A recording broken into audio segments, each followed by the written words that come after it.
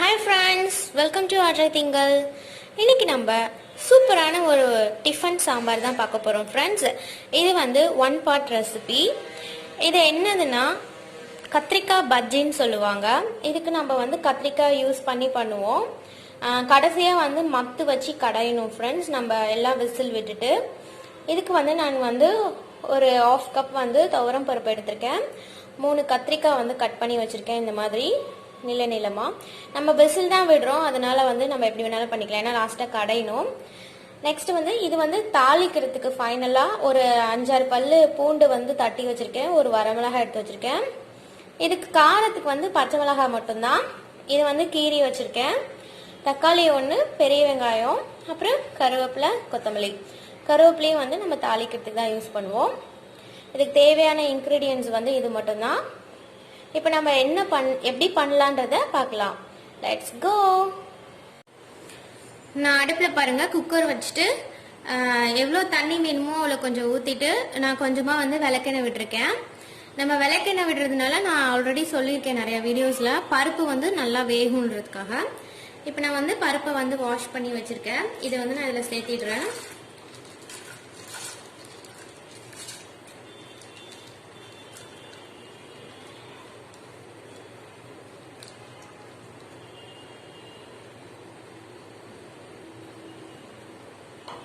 இப்போ அடுத்தது நம்ம எல்லாமே இதுல தான் சேர்த்திக்க போறோம். பெரிய வெங்காயம் சேர்த்திடுறேன், பச்சை மிளகாய், தக்காளி,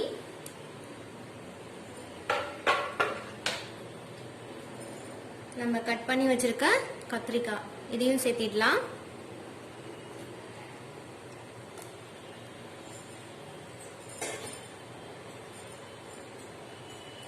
இதுல வந்து நம்ம இந்த டிஷ்க்கு எவ்வளோ சால்ட் தேவையோ அவ்வளோ கல்லுப்பையும் நான் வந்து இதுலயே சேர்த்திடுறேன் ஃப்ரெண்ட்ஸ். அடுத்தது மஞ்சத்தூள் போட்டுக்கிறேன். இப்போ இதை நான் வந்து நல்லா கிளறி விட்டுறேன்.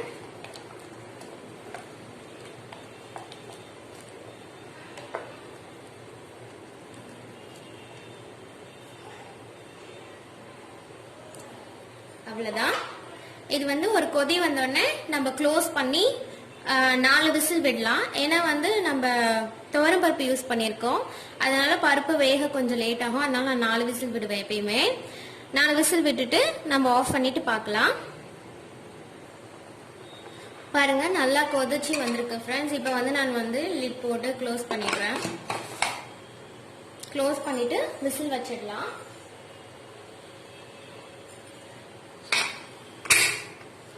இப்போ வந்து ஒரு 4 விசில் விட்டு நம்ம ஆஃப் பண்ணிடலாம்.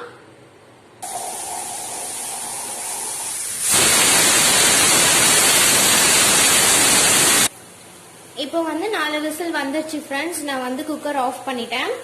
இப்போ இன்னும் விசில் அடங்கல. நம்ம விசில் அடங்கின அப்புறம் ஓபன் பண்ணி பார்க்கலாம்.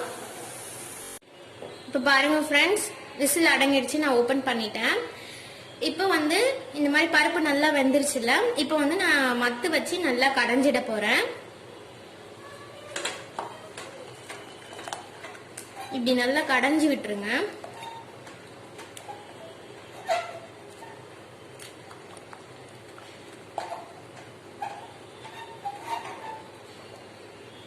பாருங்க சூப்பரா பருப்பு நல்லா கடைஞ்சிருச்சு.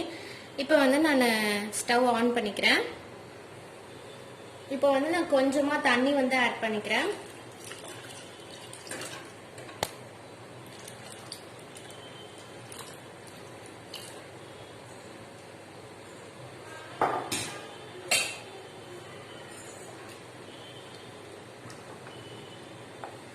பாருங்க சூப்பரா இருக்கு.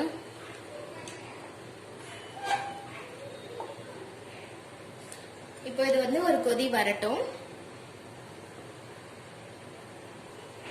இது வந்து கொதிக்கிறதுக்குள்ள நம்ம தாளிக்கிறதையும் தாளிச்சிடலாம் ஃப்ரெண்ட்ஸ், அப்படியே கையோட. நான் வந்து பாருங்க தாளிப்பு கரண்டி வச்சுட்டேன். அது வந்து நல்லா ஹீட் ஆகட்டும். பாருங்க சாம்பாரும் நல்லா கொதிச்சிருச்சு. நம்ம தாளிப்புக்கு வச்ச எண்ணெயும் வந்து நல்லா காஞ்சிருச்சு. இந்த ஸ்டேஜ்ல வந்து நம்ம தாளிக்கு என்னென்ன வேணுமோ அதெல்லாம் ஆட் பண்ணிடலாம். கடுகு,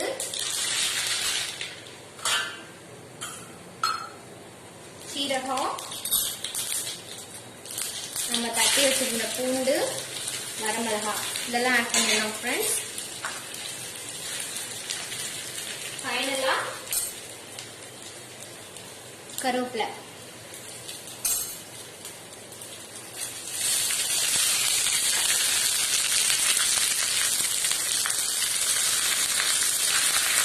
பாருங்க, நல்லா போட்டோடனே நல்லா ப்ரௌன் கலர்ல சூப்பரா கலந்துருக்கு பாருங்க. இப்போ நம்ம இதை இதில் கொட்டலாம்.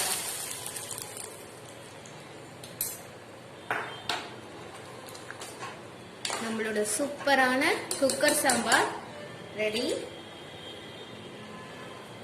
இந்த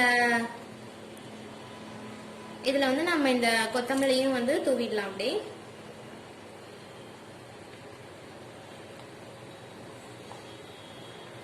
அவ்வளவுதான் ஃப்ரெண்ட்ஸ், நம்மளோட கத்திரிக்காய் பஜ்ஜி ரெடி ஆயிடுச்சு. நம்மளோட சூப்பரா தக்காளி பஜ்ஜி வந்து சூப்பரா ரெடி ஆயிடுச்சு. இந்த ஒன் பார்ட் ரெசிபி உங்களுக்கு பிடிச்சிருக்கும்னு நினைக்கிறேன் ஃப்ரெண்ட்ஸ். இது வந்து நம்ம சூடா இட்லி தோசை கூட சாப்பிட்றதுக்கு ரொம்ப நல்லா இருக்கும். நீங்க கண்டிப்பா ட்ரை பண்ணி பாருங்க. இந்த வீடியோ பிடிச்சிருந்ததுன்னா லைக் பண்ணுங்க, ஷேர் பண்ணுங்க, மறக்காம நம்ம சேனலை சப்ஸ்கிரைப் பண்ணுங்க ஃப்ரெண்ட்ஸ். பக்கத்துல இருக்கிற பெல் ஐக்கானையும் பிரஸ் பண்ணுங்க. அப்பதான் நான் அடுத்தடுத்து எந்த வீடியோஸ் போட்டாலும் உங்களுக்கு வந்து நோட்டிபிகேஷன்ஸ் வரும். தேங்க்யூ.